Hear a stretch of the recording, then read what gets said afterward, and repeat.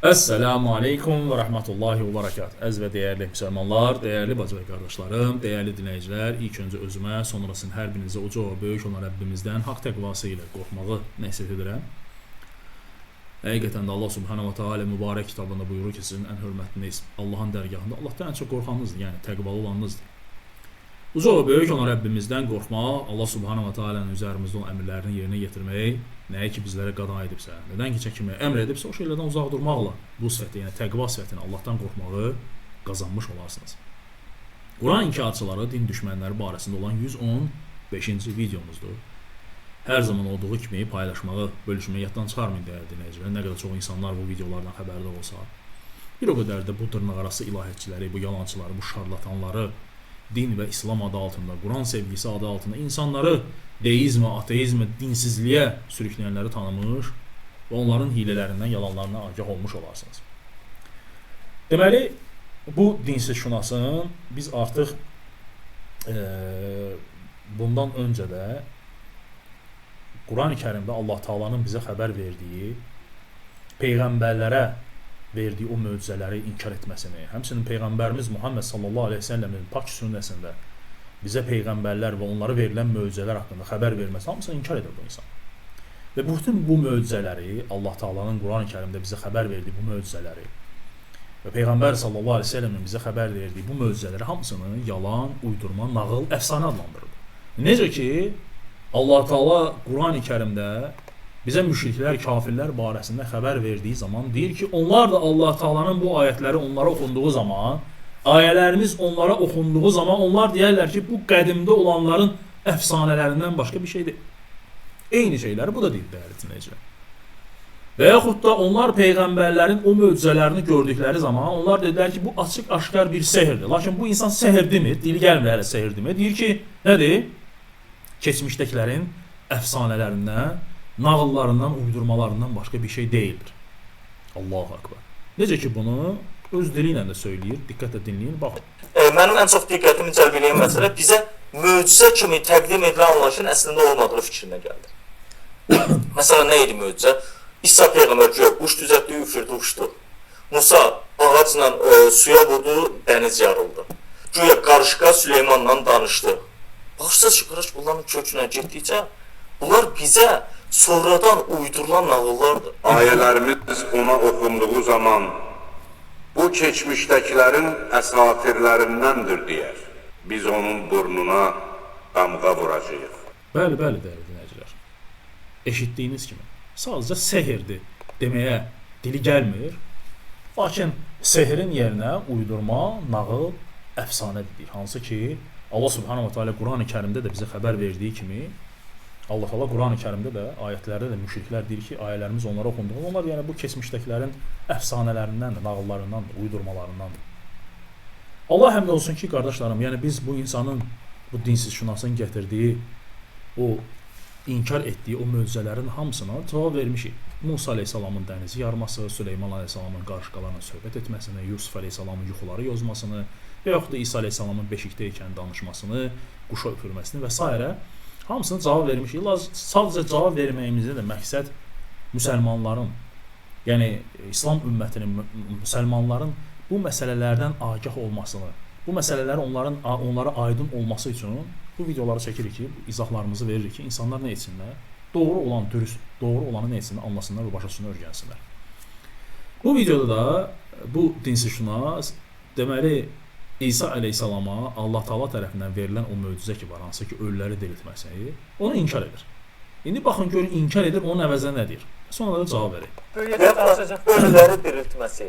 Məsələn, baxırıq Quran-Kərimdə, hətta mən bu Ali İmran surəsinin izahlı tərcüməsini Azərbaycan dilində yazdım. Burada da qeyd eləmişdim. Yəni belə bir anlayışın özünün ölülərin diriltməsi ilə bağlı İncillərin özündə olan məsələlər var nə qədər. Məsələn, İsa peyğəmbərin diriltdiyi ölülər. Baxın, Quranda 2 ayədə deyir, Ali İmran 49-da, Maidə 110-da. Bu eyni məsələ. Məsələn, burada indi 3 diriltmə hadisəsi var. Bu da harada keçir? Matta'nın İncilində keçir, Mark İncilində keçir, bir də Lukanın İncilində keçir. 3 nəfərə diriltməsindən bəhs olunur. Bu möcüzə kimi təqdim olunur İncillərdə. Amma Quranda adı çəkilən, məsələn, bir nəfər yoxdur diriltdiyi. İnsanın diriltməsi ölən qəlbləri diriltməsi mənasındadır. Məsələn, İncillərə yenə baxanda İsa Peyğəmbərin öz havarlarına dediyi bir söz var ki, getdiyiniz yerlərdə deyir, səmavi padşahlıq yaxınlaşıb deyərək təbliğ edin, xəstələri sağaldın, ölüləri dirildin. Havarilər də mi ölüləri dirildir? Yəni ölüləri diriltmək, yəni həmin o qatılaşmış qəlbləri, ölmüş qəlbləri canlandırmaq mənasındadır. Eşitdiniz dəyərli dinləyicilər, deyir ki, yəni ölüləri diriltmək, ölmüş qəlbləri diriltmək mənasındadır. Və sonra İncildən bəzi misallar gətirir. Cavab olaraq söyləyir ki, yəni görün insan, yəni Allah Subhanahu taala insanın ağlını əlindən alanda, insan ağzına gələni danışır. Yəni nə fikirləşdiyini anlamır. Çünki bu insan beyninin yerinə peyin daşıyan birisidir. Batil olan İncildən, təhrif olunmuş bir İncildən dəlillər gətirir misallar gətirir. Halbuki dəyərli dinləyicilər, hətta İncilin özündə belə xəbərlərdə gəlib ki, İsa əleyhissalam 3 şəxsi nə edib? Dirildib. Yəni 3 şəxs barəsində hansı ki İsa əleyhissalam dirildib. Bunlar hamısı İncildə var. İncildə hamısı qeyd olunub bunlar. Kimləri dirildib. Lakin Qurani-Kərimdə Allah Taala ayətlərdə bizə diriltməyi barəsində xəbər verir. Lakin kimləri dirildib bu barədə xəbər gəlmir. Lakin təfsirlərə biz baxanda İbn Kəsirdir, Təbəridir. Biz görürük ki, onlar xəbər veriblər. İsa əleyhissalam kimləri dirildib. Lakin təfsirçilər söyləyirlər ki, bunlar hamısı İsrailiyyətdən gələn xəbərlərdir. Biz bunlara ehtimal etmirik. Allah bilir. Bizə yəni önəmli də deyil kimləri dirildib. Biz bilirik ki, etiqad edirik ki, İsa əleyhissalam Allahın izni ilə dirildib ölülər. İndi mən sizə ayətləri oxuyacağam. Deməli bu ayətlər hansılardır? Biri Ali İmran surəsi 49-cu ayət, bir də Maidə surəsi 110-cu ayətdir və hər birinizdən xahiş edirəm diqqətlə ayətləri dinləyin və diqqətlə qulaq asın. Görün Allah Taala necə buyurur. Ayətin axışına baxın. Allah Subhanahu wa Taala deyir ki, İsrail oğullarına bir elçi, deməli oğullarına bir elçi göndərəcək.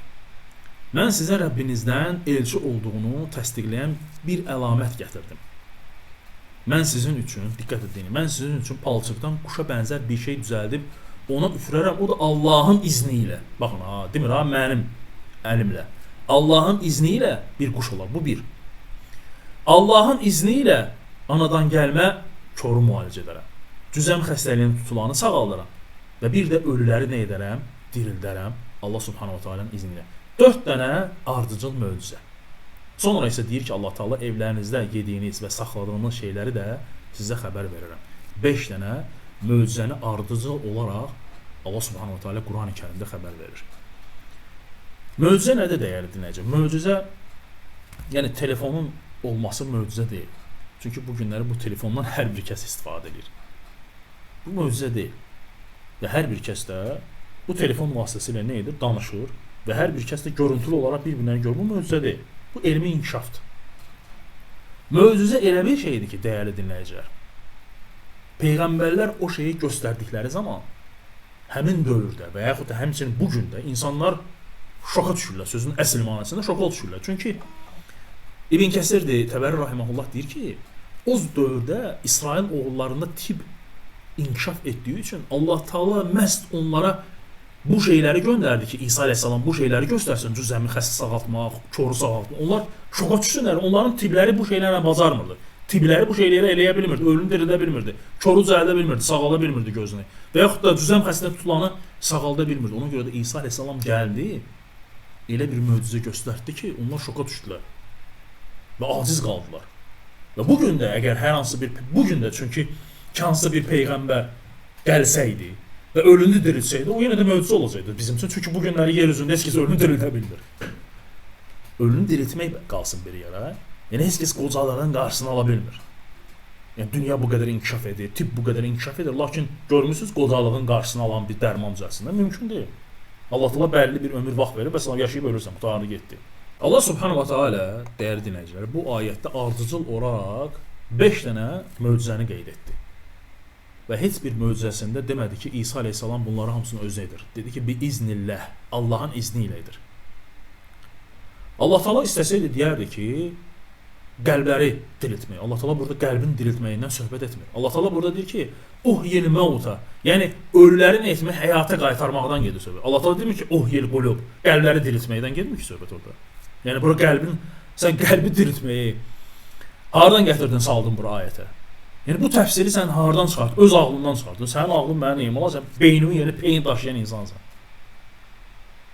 Allah Subhanahu wa Taala, yəni ayətin axışı belə, gedişatı belə insana göstərir ki, burada söhbət möcüzələrdən gedir. Görürsən ki, başlayır Allah Taala quşdan, sonra gətirir kordan, sonra gətirir cüzəmdən, sonra gətirir nədir? Ölüdən. Yəni bütün bunları sıralama ilə gətirir. Burada yəni qəlbin dirilməyindən söhbət getmir. Həmçinin də qardaşlarım, qəlbin dirilməyindən söhbət getsəydi belə biiznillah Teala bu olmazdı. Biiznillah, yəni bu onu göstərir ki, burada möcüzədən gedir söhbət. Ona görə deyirik ki, biiznillah, yəni Allahın izni ilə ölünü diriltdi. Biz bilirik ki, bütün peyğəmbərlər insanları zülmətdən nura çıxarmaq üçün gəldi. Qəlbləri diriltmək üçün gəldi. Ehtiyac yox idi burada. Əgər ehtiyac olsaydı ki, burada qəlbdən söhbət gedir, Allah Taala bizə xəbər verərdi bu barədə. Lakin Allah Taala nədir? Bizə bu barədə heç bir şey söyləməyib. Ona görə də bu insan bunu özündən uydurur. Digər ayətə gəldikdə isə, hansı ki Maidə surəsi 110-cu ayətində Allah Taala buyurur ki, ey Məryəm oğlu İsa, sən və anana olan nemətimi xatırla. O zaman səni müqəddəs ruhla qüvvətləndirmişdim. Sən həm beşikdəykən, həm də yetkin çağında insanlarla danışdın. Sənə yazmağı, hikməti, Tövratı, İncili öyrətdim. Sən mənim iznimlə, yenə də Allahın izni ilə palçıqdan quşa bənzər bir şey düzəldi. O da mənim iznimlə quş oldu. Sən mənim iznimlə anadan gəlmə korları, cüzəm xəstəliyinə tutulanı sağaldır və mənim iznimlə ölüləri dirildirsən. Burada qəlbdən getmir söz. Sən İsrail oğullarının yanına açıq-aşkar dəlillərlə gəldikdə mən onları səndən dəf etmişdim. Onlardan kafir olanlar isə belə dedilər. Bu açıq aydın sehirdən başqa bir şey deyildir.